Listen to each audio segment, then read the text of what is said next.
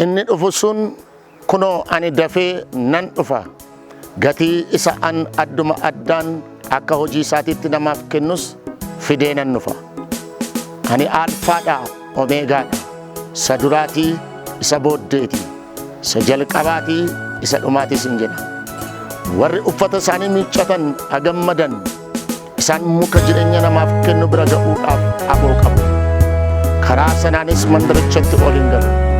Garuu warra akka saree waan hundumaa xureessan, warri qoricha namatti godhan, warri halaleen, warri gumaa, warri waaqayyolitti tolfaman waaqessan, warri wanta sobaa jaallatan, warri hojjetanis hundinuu alatti nafu.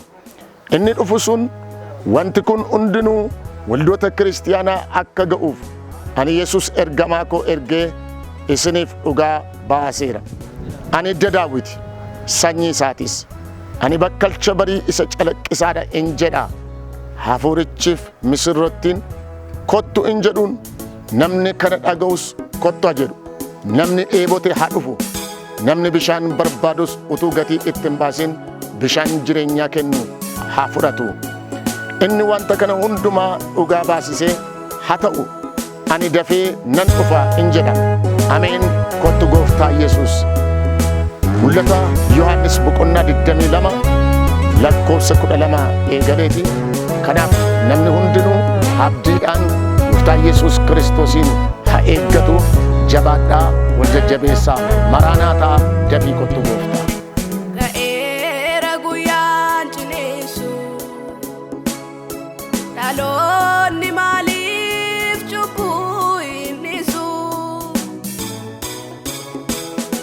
Ga'eera guyyaan ciniinsu dhaloonni maaliif cubbuu hin dhiisu?